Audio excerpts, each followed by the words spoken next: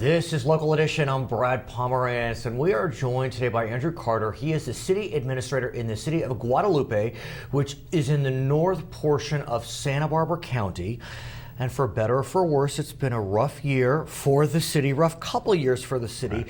It's a small city. Give us a sense of the flavor of Guadalupe. Well, what I tell people is picture a tiny little town in the Central Valley, ag town in the Central Valley, magically plopped down on the central coast of California. Oh, really? That is Guadalupe. Population 7,100. It is the most economically disadvantaged community in Santa Barbara and San Luis Obispo counties. Least educated, most Hispanic. So 86% of our population is of Hispanic origin, 74% speak Spanish in the home. So it's a little ag town, completely surrounded by fields. The biggest industries in town are ag-related. That's Guadalupe. Now, Guadalupe, because of its size, being small, and because of its economic makeup, has faced challenges as it relates to its city budget. Right. The city obtains funds from a variety of sources. Talk to us about where the city was obtaining funds prior to November 2014. Right. So it's important for folks to know that the cities in California that have money, they have money because they have a sales tax base, big box stores, car dealers, and the like, and they have tourism, particularly the bed tax, the transient occupancy tax. We have no motels or hotels in Guadalupe. We have no big box stores. Basically, I used to say the only chain anything we had was a Chevron. We now got a Subway. We're actually excited about Congratulations. that. But our residents drive 10 miles and do their shopping in Santa Maria. So very little money for the general fund. What we do have money is particularly street funds. Now, how do we get those street funds? The gas tax that comes from the state of California, and particularly in Santa Barbara County, countywide, there's a half-cent sales tax for street purposes.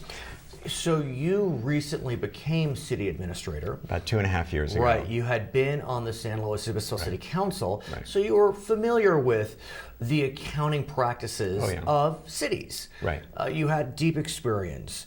And as you were putting together a recent city budget, you came to the conclusion that restricted funds were being used for general purposes. Is that a fair assessment? Right, no, exactly. Special funds from the street funds, from our water utility, and particularly our lighting district, were essentially being used to support the general fund, which is not allowed under accounting rules. So it was technically illegal from a regulatory thing. Now, to be honest, why was this taking place? It was for the noble purpose of keeping the city afloat. So what is the general fund? The general fund for Guadalupe, 75% is police and fire. Right. So they're using this money to support public safety, but it's not allowed. Right, and based upon your understanding, your investigation, when this was being done, there was no personal gain motive. Right, none at all. You didn't see any suggestion of embezzlement. No. It was all transferring funds into accounts where they should not have been transferred. Exactly. So you took the bold step to ask your city council to look deeply into it, and they ultimately decided to turn to a civil grand jury. Is that accurate? Well, what happened is that our mayor at the time, Francis Romero, as a private individual, asked the grand jury to investigate the matter. It was not a city council the council matter. did not ask for that to take place. It was the mayor acting as a personal citizen. She has citizen rights like anyone. And that is not uncommon. I mean, that is not unusual. Anyone could seek a civil grand jury investigation. This was not a criminal matter at the time, and still is not to this day. And so the civil grand jury looked into this matter, and their results received national headlines.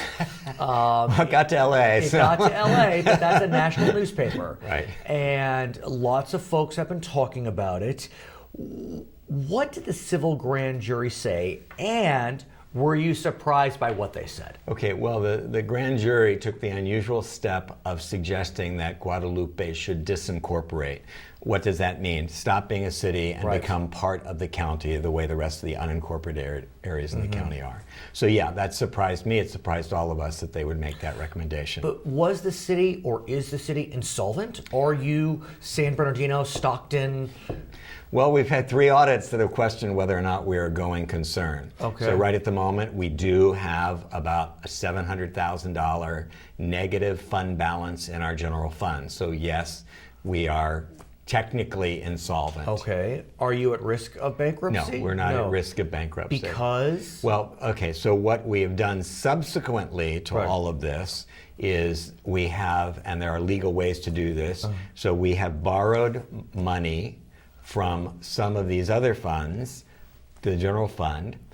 Basically, in the past, we were sort of taking the money. I understand. So as long as it is a legitimate loan, it is 10-year loan, as long as it's there's a payback plan, there is, as long as you are paying interest on it, it is legal. And so that's what we're doing to deal with the prior situation. This year's budget that was passed in June for this fiscal year, which began July 1, is a balanced budget.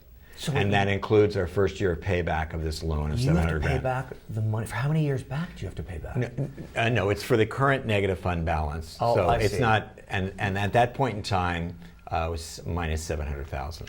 So, what about the recommendation of disincorporation? Right. Because again, it's a recommendation, Right. it's not a mandate. Right. What about that? Well, the council rejected that Okay. recommendation, and understandably. So why do I say understandably?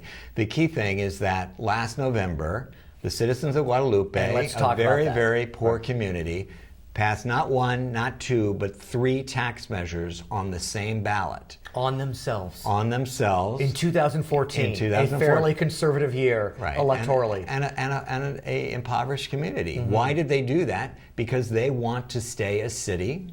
And so it would be difficult for then a popularly elected council to say, oh, well, you guys don't know what you're talking about. Right. We're just going to disincorporate. And what's stunning about those 3 measures, they needed a 50% plus 1 margin, not 66, 67. The lowest vote total in terms of yes was 76%. Right. It went as high as 81%. That's correct. Your voters spoke loud and clear. No, it was a resounding statement that the citizens of Guadalupe want to stay a city. Those 3 measures equaled $350,000 of new revenue. We have a major development, the Pasadena development, that will Right. ultimately be 800 homes, which is spinning off building permit revenue. So that's those 2 things together, plus some other things that we're doing, will allow the budget to be balanced this year. When those homes come online, and even more importantly, the development will have a shopping center, about 250,000 square feet of retail. So once that starts Retail. retail, That's the so key. sales tax, Right. exactly. That's crucial for us. And there's a lot of stuff going on. I like to say that Guadalupe is on the move. So this Pasadena development has been talked about for over 25 years. It's finally going up. The model homes are being built right now. We have 2 new restaurants in town. We have our first art gallery. We have our first car dealer. Yes, it's a used car dealer, but hey, it's better than nothing. Sales tax. We have Simplot, which is in the soil amendment and fertilizer business, has expanded their operation. Rain for Rent, which it does ag field irrigation, has put a depot in town. We have a new cooling facility that'll get its approval at our next council meeting. Jobs. So more jobs, exactly. Even the fact we just expanded our transit service. We're a transit dependent community, adding our first ever Sunday service into Santa Maria. So there's a real sense of enthusiasm and excitement in Guadalupe. I'm looking forward to hear what happens Yeah. next. His Right. name is Andrew Carter. He is the city administrator of the city of Guadalupe in Santa Barbara County. My name is Brad Pomerance. You are watching Local Edition.